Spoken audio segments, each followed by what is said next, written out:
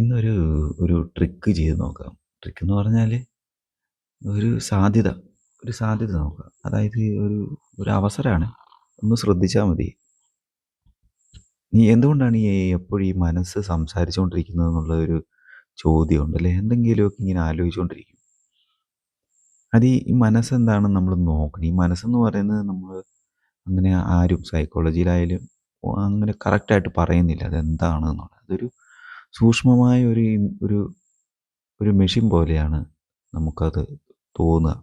എനിക്കങ്ങനെയാണ് തോന്നിയിരിക്കുന്നത്. അതൊരു സൂക്ഷ്മമായ നമുക്കൊന്ന് എവിടെയാണെന്നും എങ്ങനെയാണ് പ്രവർത്തിക്കുന്നതെന്നും പറയാൻ പറ്റില്ല. അത് നമ്മുടെ നിയന്ത്രണത്തിലുമില്ല. സത്യത്തിൽ അതാണ് സംഭവം. ഈ മനസ്സെന്നൊക്കെ നമുക്ക് പറയാമെന്നല്ലാതെ ഇത് നമുക്കറിയില്ല ഇതെങ്ങനെയാണ് സംഭവിക്കുന്നതെന്നൊക്കെ. ഇങ്ങനെ വരുന്നു, പോകുന്നു. അപ്പോൾ ഈ ഉം, മനസ്സ് ശരിക്കും അതിൻ്റെ പ്രവർത്തനം എന്താണെന്ന് നോക്കണം. ഇതെന്താണ്?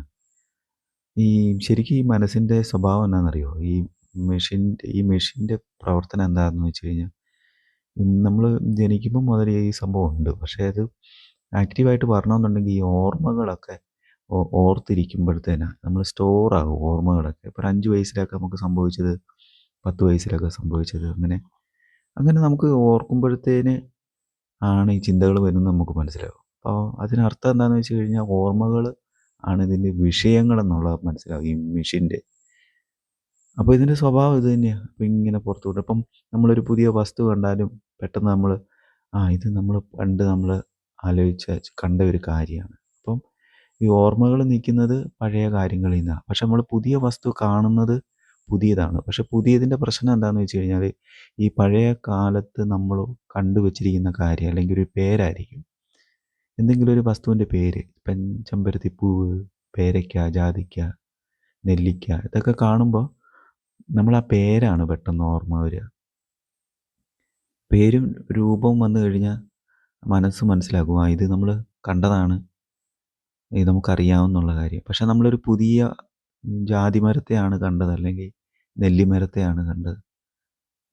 അതങ്ങനെ ഷേപ്പൊക്കെ ഉണ്ടെങ്കിലും അതൊരു പുതിയ വസ്തുവായിട്ടല്ലേ നമ്മൾ കാണും. പുതിയതല്ലേ, പുതിയ ചെടിയല്ലേ, പഴയതല്ലല്ലോ. 5 വയസ്സിൽ കണ്ട ജാതിമരം അല്ലല്ലോ.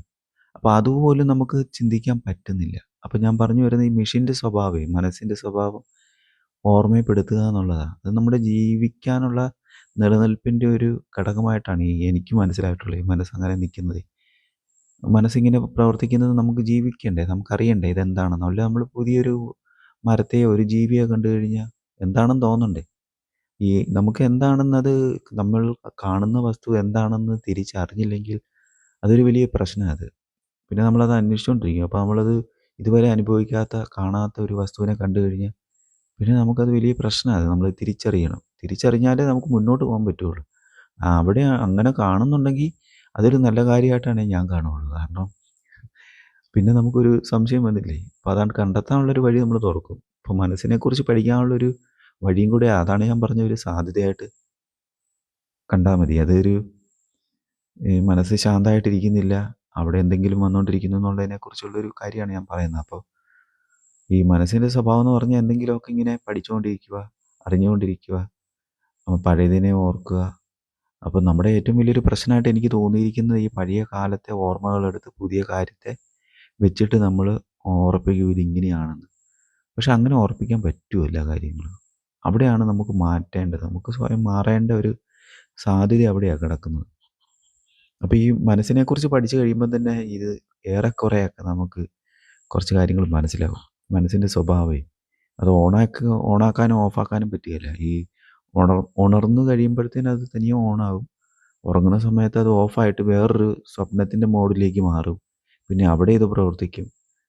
പിന്നെ ഡീപ്പ് സ്ലീപ്പിൽ മാത്രമേ നമുക്കൊന്നും അറിയാൻ വയ്യാണ്ടിരിക്കുന്നുള്ളൂ. അപ്പോൾ ശരിക്കും ഒരു അത്ഭുതകരമായ ഒരു കാര്യങ്ങളാണ് ഈ നടക്കുന്നത്. നമ്മളില്ലാതെ, നമ്മളറിയാതെ പ്രവർത്തിക്കുക. അപ്പം നമ്മുടെ ഈ മനസ്സെന്ന് പറയുന്നത് നമ്മുടെ നിയന്ത്രണത്തിലില്ലെന്ന് അറിയുമ്പം തന്നെ നമുക്ക്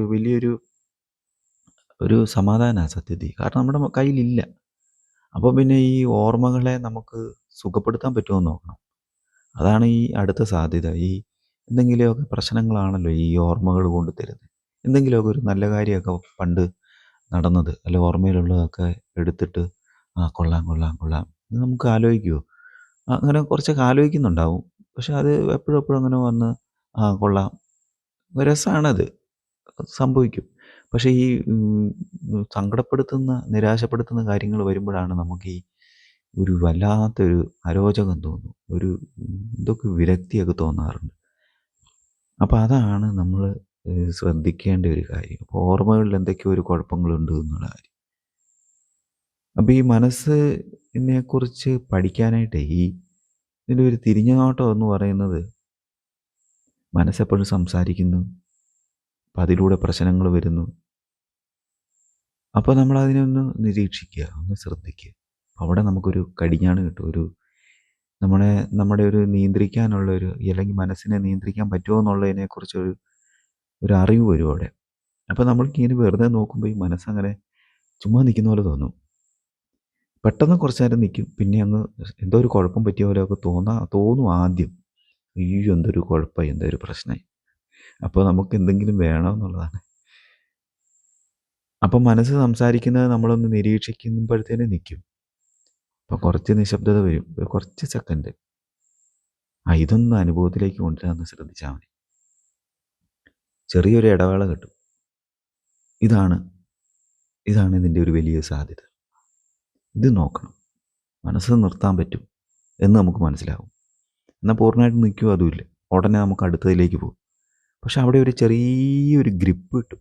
ഒരു പശ തേച്ച് വെച്ചിരിക്കുക. അവിടെ ഒന്ന് പിടിക്കാൻ പറ്റുമോ എന്ന് നോക്കണം. അത് ഒരു പശ പോലെ ഒട്ടി നിൽക്കുന്നൊന്നുമല്ല അത്. പക്ഷെ ഞാൻ പറയുന്നതെന്ന് മാത്രമേ ഉള്ളൂ. ഒരു സാധ്യതയ്ക്ക് എന്തെങ്കിലും ഒന്ന് വേണ്ടേ. ചിന്തിക്കുന്നതിൻ്റെ ഇടയ്ക്കൊക്കെ എപ്പോഴെങ്കിലും പെട്ടെന്ന് നിശബ്ദത. നമ്മളിതുവരെ കാണാത്ത ഒരു ജീവിയോ അല്ലെ പുതിയൊരാളെ കാണുമ്പോൾ പെട്ടെന്നൊരു നിശബ്ദത വരും. ഒരു ചെറിയ സെക്കൻഡ്. അതൊന്നും നോക്കിയാൽ മതി. അപ്പം പിന്നെ മനസ്സിനെ ശത്രുവായിട്ടൊന്നും കാണരുത് കേട്ടോ. ശത്രുവായിട്ടും അത് നിർത്താനും ഒക്കെ ശ്രമിച്ചു കഴിഞ്ഞാൽ വലിയ കുഴപ്പങ്ങളായി പോകും. കാരണം നമ്മൾ ഒരു നിലയില്ലാത്ത കയത്തിൽ, ഒരു കുഴിയിലൊക്കെ വീഴുന്ന പോലെയൊക്കെ തോന്നും ചിലപ്പോൾ ചിലർക്കൊക്കെ. അപ്പോൾ അത് പേടിക്കാനൊന്നുമില്ല. കുറച്ച് നേരത്തേന് നമുക്കൊരു ആശങ്ക തോന്നും. പക്ഷെ അങ്ങനെ പേടി തോന്നിയാലും അതൊരു സാധ്യതയാണ്. ഇതെല്ലാം ഒരു സാധ്യതയാണ്. എന്തെങ്കിലുമൊക്കെ അവസരങ്ങൾ വരും ഇതൊക്കെ ഒന്ന് തിരിച്ചറിയാനായിട്ട്. അപ്പോൾ ഇതൊന്ന് നോക്കുക. ഇതൊന്ന് നോക്കി ഇടയ്ക്കിടയ്ക്ക് ഇതൊന്നും നമുക്ക് പൈസ കൊടുത്ത് ചെയ്യേണ്ട കാര്യങ്ങളോ ആരുടെ കീഴിൽ പോയിട്ട് പഠിക്കേണ്ട കാര്യമൊന്നുമല്ല. ഇതൊന്ന് നിരീക്ഷിക്കാനൊന്ന് അറിഞ്ഞാൽ മതി. അങ്ങനെ തോന്നിയാൽ മതി. അങ്ങനെ തോന്നിയാൽ നമുക്കൊരു സമാധാനമൊക്കെ വരും. ശാന്തത വരും. ഒന്ന് ശ്രമിച്ച് നോക്കുക കേട്ടോ.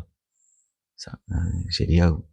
ഇതെല്ലാം ഒരു നല്ലതിന് വേണ്ടിയിട്ടുള്ള, അല്ലെങ്കിൽ ഒരു ഗുണമാകാനായിട്ടുള്ള ഒരു വഴിയാണ്. അതൊന്ന് നോക്കിയാൽ മതി കേട്ടോ. ശരി.